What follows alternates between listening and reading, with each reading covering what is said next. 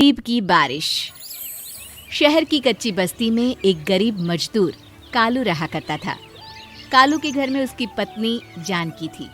जानकी लोगों के घरों में झाड़ू पोछा करके कुछ पैसे कमा लेती थी और वहीं कालू किसी तरह मेहनत मजदूरी करके 2 वक्त की रोटी का जुगाड़ कर लेता था। कुछ दिनों से हो रही बारिश के कारण कालू की मजदूरी बंद हो गई थी।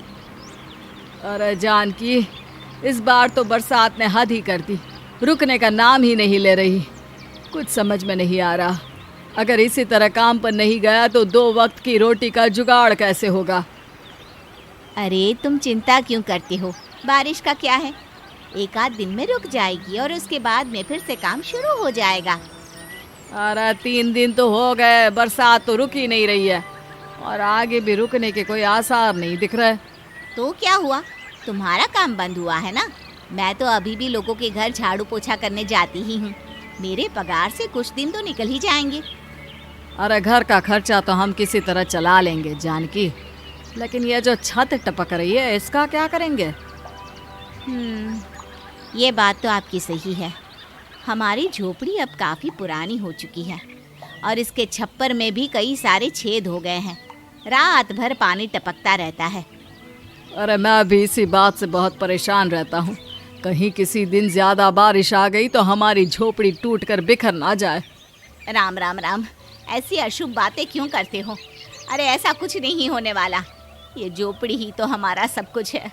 अगर यही नहीं रही तो हम जाएंगे कहाँ। ठीक है जानकी, जब तुम्हारी पगार मिल जाएगी तो कुछ पैसे बचाकर झोपड़ी के छप्पर की मरम्मत करवा लेंगे, शायद हमारी परेशानी कुछ कम हो जाए। ठीक है जी, अब ना ज़्यादा परेशान मत हो। ये लो खाना खा लो और सो जाओ, सुबह मुझे भी जल्दी काम पर जाना है। जानकी और कालू अपनी झोपड़ी में सो गए। रात को अचानक से बहुत तेज बारिश शुरू हो गई। धीरे धीरे बारिश का पानी कालू की बस्ती में भरने लगा। पानी भरते भरते झोपड़ी के बाहर तक पहुंच गया था। सुबह के वक्त जब कालू और जानकी सोकर उठे, हे भगवान, ये क्या हो गया। बारिश का पानी तो हमारे घरों तक पहुंच चुका है। अब मैं काम पर कैसे जाऊंगी। रहने दो जानकी, तुम आज काम पर मत जाओ। ऐसे पानी से निकल कर जाओगी और बीमार पड़ गई तो लेने के देने पड़ जाएंगे। लेकिन अगर नहीं गई तो मालकिन लोग नाराज हो जाएंगे। आप जानते हैं ना, बड़ी मुश्किल से 1 दिन की छुट्टी भी नहीं देती है।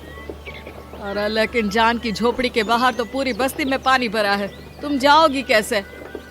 जानकी जैसे तैसे करके काम पर चली जाती है, लेकिन अगले दिन फिर से बहुत ज़्यादा बारिश होती है और बस्ती में ज़्यादा पानी भर जाता है। आज तो मैं तुम्हें किसी भी तरह काम पर नहीं जाने दूंगा। अरे अगर तुम्हें कुछ हो गया तो क्या होगा।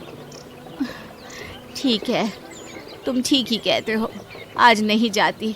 अगर मालकिन नाराज हो गई तो मना लूंगी किसी तरह। अरे मनाने वाली क्या बात है, जब तुम बताओगी कि हमारी झोपड़ी में पानी भर गया है तो वो खुद ही समझ जाएंगे ना। अगले 2 दिन तक तेज बारिश होने की वजह से जानकी, कालू और आसपास की बस्ती में रहने वाले सभी लोगों के घरों में पानी भर जाता है, जिसकी वजह से जानकी काम पर नहीं जा पाती। और 3 दिन के बाद जैसे ही जानकी काम पर पहुंचती है, कहाँ थी तुम? पिछले 3 दिनों से काम पर क्यों नहीं आई? मैम साहब क्या बताऊं, इतनी ज़्यादा बारिश हो रही थी, हमारी पूरी बस्ती में पानी भर गया है और उससे भी ज़्यादा तो मेरी झोपड़ी के अंदर पानी भर गया। आप ही बताइए कैसे आती मैं। इसका मतलब ये हुआ कि बारिश होगी तो तुम काम पर नहीं आओगी। ना ना, मेरे कहने का ये मतलब नहीं था मैम साहब। तुम जानती भी हो 3 दिन से कितनी परेशानी हो रही है मुझे। सारा काम मुझे खुद करना पड़ा। माफ़ कर दीजिए मालकिन जी, पर मैं क्या करती, आने के लिए रास्ता ही नहीं था, सब जगह पानी भरा हुआ था। बहाने तो तुझे बहुत बनाने आते हैं। जानकी देख, अगर अगली बार ऐसा किया ना तो फिर काम से हमेशा के लिए छुट्टी। अरे ना ना मालकिन, ऐसा मत कीजिए। बारिश की वजह से मेरे पति की मजदूरी भी छूट गई है। बड़ी मुश्किल से घर में 2 वक्त खाने की रोटी का जुगाड़ हो पाता है। आप मुझे काम से निकाल देंगे तो हम क्या खाएंगे। अगर इतनी ही चिंता है तो फिर रोजाना काम पर आया करो।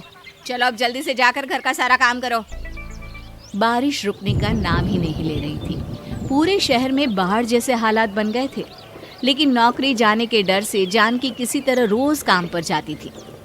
एक दिन जब जानकी काम करके अपने घर लौट आई तो अचानक उसकी बस्ती में कुछ लोगों का शोर सुनाई दिया।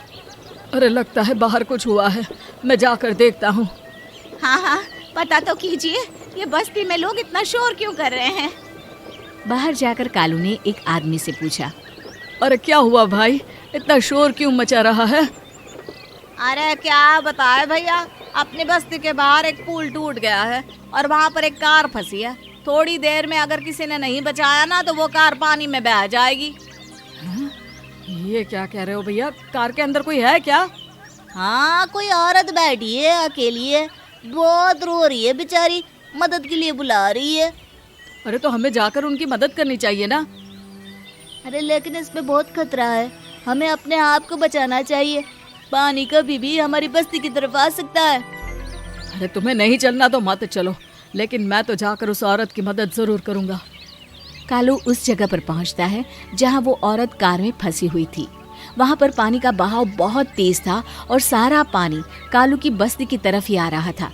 कालू ने एक बड़ी सी रस्सी को पेड़ से बांध दिया और दूसरे सिरे को कार की तरफ फेंक दिया और उस औरत को रस्सी के सहारे बाहर आने के लिए कहा। तभी वहां जानकी भी दौड़ती हुई आई। अरे ये तो मेरी मालकिन है, जिनके यहाँ मैं काम करने जाती हूँ। अरे मैडम जी, आप डरिएगा मत, आपको कुछ नहीं होगा। आपकी गाड़ी को भी मैंने रस्सी से बांध दिया है। थोड़ी देर में पानी का बहाव कम हो जाएगा, फिर हम आपकी कार को भी बाहर निकाल लेंगे। क्या तुम जानकी के पति हो? हाँ हाँ, जानकी मेरी ही पत्नी है, आपके यहाँ काम करती है ना। लेकिन मेम साहब, आप यहाँ पानी में कैसे फंस गई? अब क्या बताऊं, मैं अपनी सहेलियों के साथ पिकनिक पर गई थी, वहीं से लौट रही थी। अचानक पानी का बहाव तेज हो गया और मेरी गाड़ी फंस गई।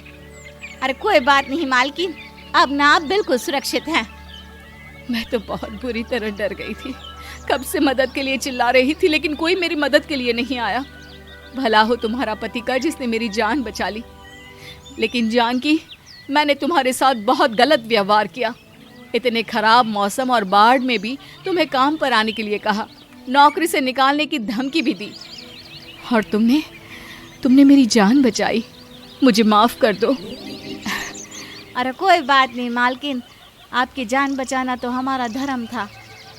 देखो जानकी, तुम्हारी झोपड़ी में जो भी नुकसान हुआ है उसके लिए मैं तुम्हें पैसे दूंगी। आज तुम्हारे पति ने मेरी जान बचाई है और आज के बाद मैं तुम्हें कभी भी नौकरी से निकालने की धमकी नहीं दूंगी। आज मैं तुम्हारी परेशानी को अच्छी तरह समझ चुकी हूँ। हम जैसे पैसे वाले लोगों के लिए अपने घर में बैठकर बारिश का मज़ा लेना बहुत आसान है, लेकिन तुम गरीब लोगों के लिए बाढ़ और बारिश काफ़ी परेशानी खड़ी कर देते हैं। ये बात मुझे आज अच्छी तरह समझ आ गई है। आपका बहुत बहुत धन्यवाद मालकिन।